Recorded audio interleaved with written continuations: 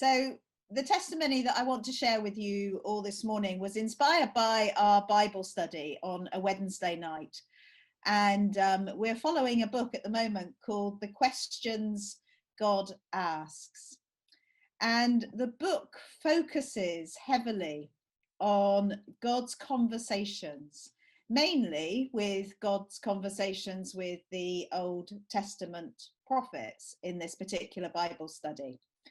But I believe that God still speaks to us today.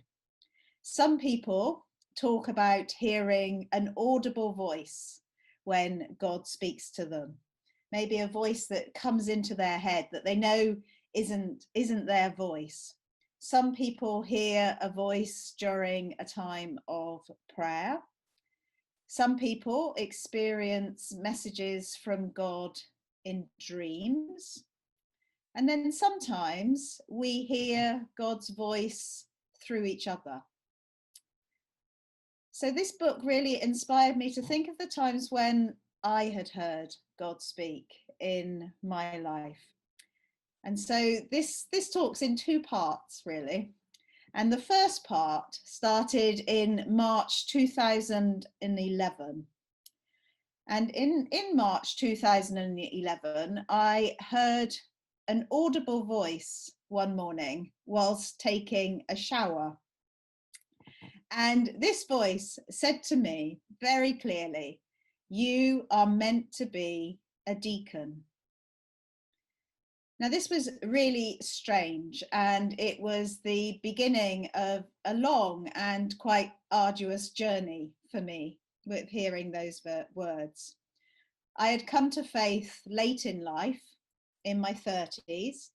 I had no experience whatsoever of church up until then, Anglican or otherwise. But once I had started going to church, once I had had a kind of a real experience of Jesus, I felt this deep compulsion within me to do something, to give something back, to serve God and the community around me. I just didn't know what it was, but 100% I felt that I had been saved in order to serve. That was my mantra, and that's what I kept saying to God. I just don't know how you want to use me. So at the time of hearing this voice, I had absolutely no idea what an Anglican deacon was. And so, I did what we all do, and I rushed off to Wikipedia to look it up. And after researching online, I found out that a diaconal ministry covered all the things that I was really passionate about. A deacon proclaims the gospel. They teach, they serve in the church and in the community around it. And they very much accompany those who are on the fringes of the church, those who are looking to develop or are searching for faith. And so these were actually all things that I was already involved in my church at this time, and I was passionate about, and I really enjoyed. The real sticking point was when I read on the internet that to be an Anglican deacon, you had to be ordained. And I didn't for 1 minute think that people like me got ordained. Now, my chaplain at the time was Paul Vrolik, and Paul is now serving as the head chaplain at Holy Trinity Church in Brussels. On the same day that I was hearing this audible voice from God, Paul, during a time of prayer, was writing in his prayer journal, Charlotte being called into ministry.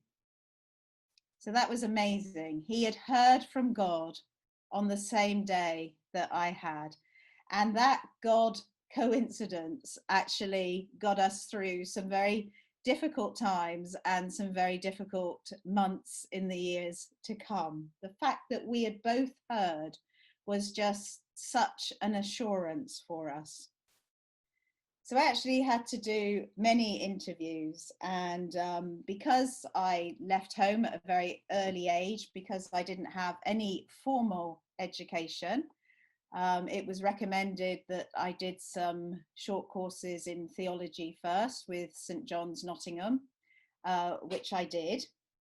And then I was finally accepted for training for ordination. And that began in around about September 2012. So I had been in the whole process for about 18 months by this stage. From the very beginning, my call to the diaconate was questioned by everybody, especially my tutors at the place where I was training. Everybody felt that my call was to the priesthood and not to the diaconate. Now, training for a priest and a deacon is exactly the same in the early stages. You don't really have priestly training until after ordination. It normally comes in about the second year of your curacy, so after you've been ordained. So every priest is first ordained deacon in the Anglican Church. And then in the second year, some remain permanent deacons for the rest of their lives, but most are ordained priest. So despite all the questions that were coming at me, questioning my call, I held fast. I had heard those words. I'd heard God speak, and I felt very much that that was my ministry. And my mentor at the time was really supportive, saying, you know, yes, you heard the words, you heard God speak. And if he wants you to change direction, he will let you know. So I was sure of my vocation at that stage, but I never forgot his words, actually. If God wants you to change, God will let you know. In December 2012, a couple of months after I had started training, my life changed drastically when my husband was diagnosed with terminal cancer. The following 18 months of my life were spent in quiet turmoil, actually, as I tried my best to care for him, to continue training, and also battled to hold down a job which provided the majority of our family's income. I hated that job. I hated it with a passion, but it supported us. And all the time I was managing the family home and looking after the 3 kids. So when my husband sadly died in September 2014, still wasn't ordained by that point, still going through training, but I had a discussion with my chaplain, Paul, at the time, and also the director of ordinands. And I talked to him about the possibility of terminating my secular employment and becoming a deacon after ordination, so a stipendiary deacon. And this is really complicated because when you're selected for ordination, you're selected either as stipendiary, so that you will go off, you will earn a wage from what you do, or you are selected as non-stipendiary, in which case you will work for the church as a volunteer, really, for the rest of your career. And I had been accepted as a non-stipendiary minister. And I'm never quite sure how we got round this particular hurdle, but God's hand was very much in it, and the hand of the DDO and my chaplain, because in June 2015, I was ordained permanent deacon and also offered a part-time job with the chaplaincy. And so this meant that I was able to give up my other job and do the work that I loved. It was wonderful. But it was hard because I was pretty much working full-time on a part-time wage. So not all of the hurdles had suddenly disappeared overnight. So I needed more work. I couldn't support the house. I couldn't support the family on a part-time wage. So at that time, I had several jobs.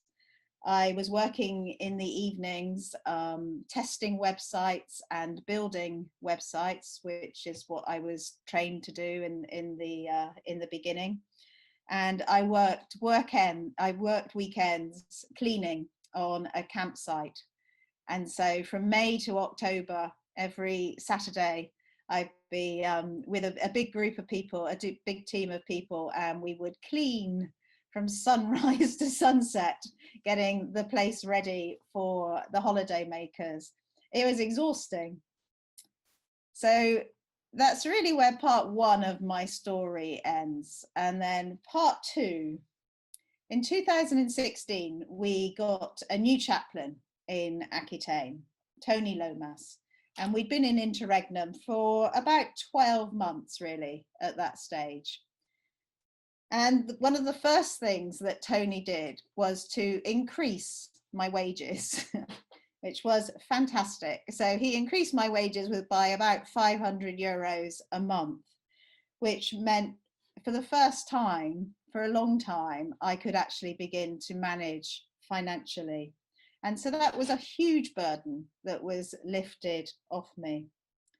And during the first few months of Tony being there, we had lots and lots of discussions around my decision to be a permanent deacon and what actually that was going to look like in the future, not only for me, but also for the chaplaincy.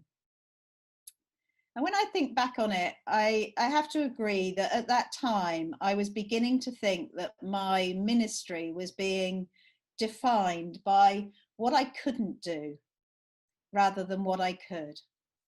So a deacon does not bless the sacraments.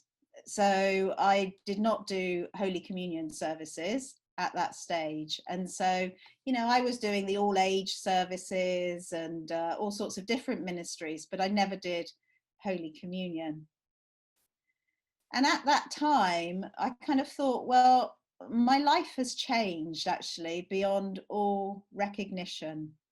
I was a very different person to the person who was called to be a deacon 5 years earlier. And to a certain extent, those changes were obvious changes in my home life and in my circumstances. But also, I believe that ministry played a huge part in changing me, in forming me into the minister, the person that I am today. And along with these changes was this kind of personal self-awakening to a belief that perhaps God was calling me to be a priest. But I couldn't really put my finger on it at that stage. And then one day I was sent on a hospital visit to a lady in the final stages of cancer.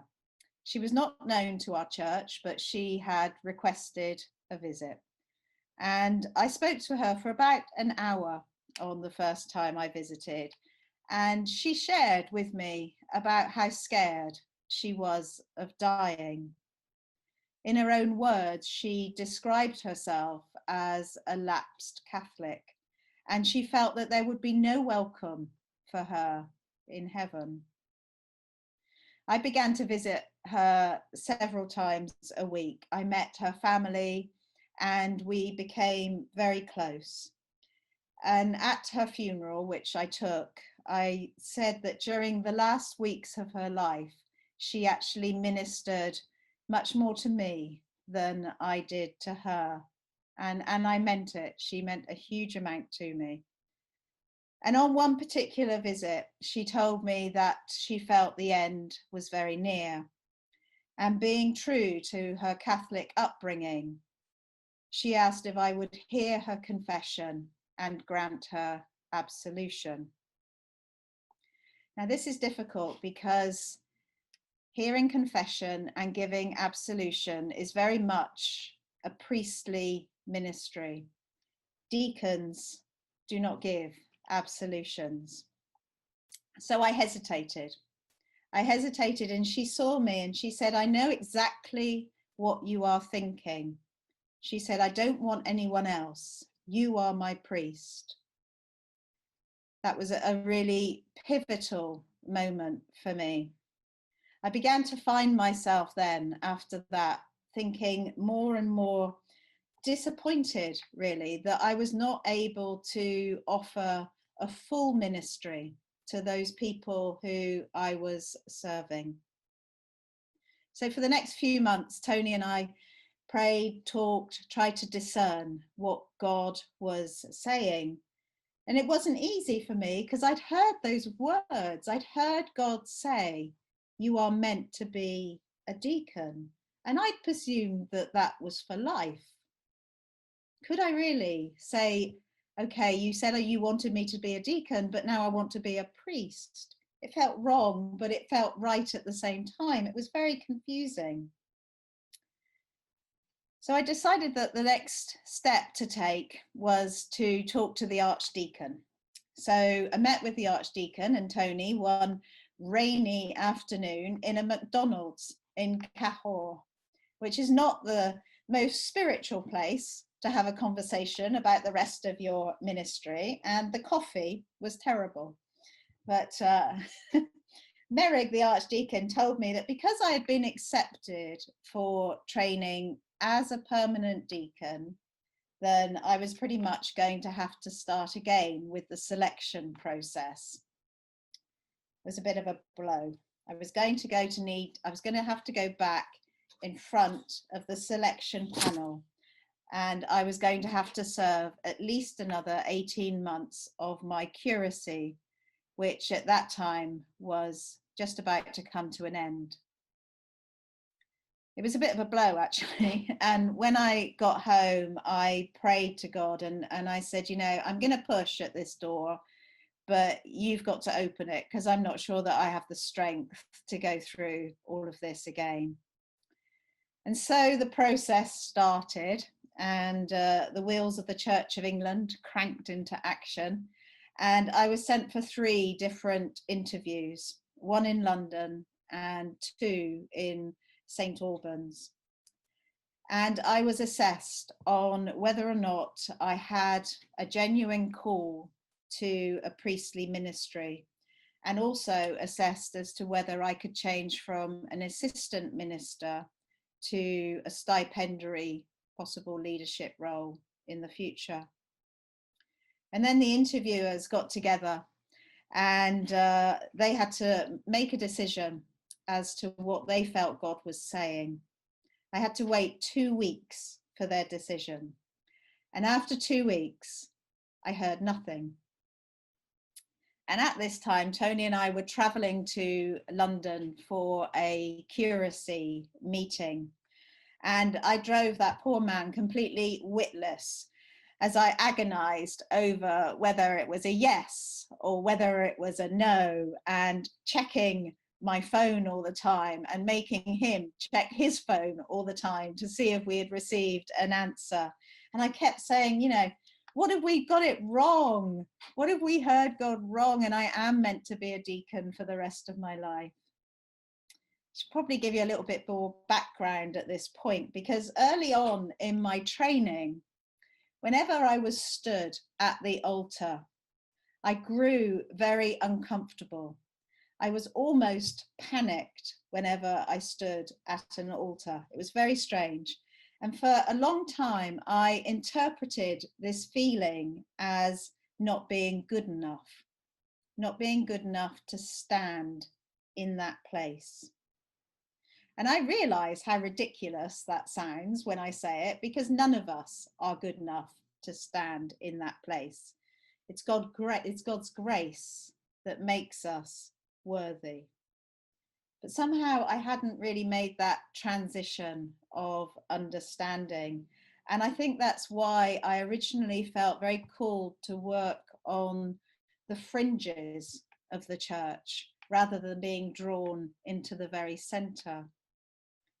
But 2 years in ministry, and a very loving congregation and good role models and a helpful spiritual director, well, they gave me the strength really to face all these previous feelings of inadequacy and doubt, many of which I think probably had stemmed from my childhood.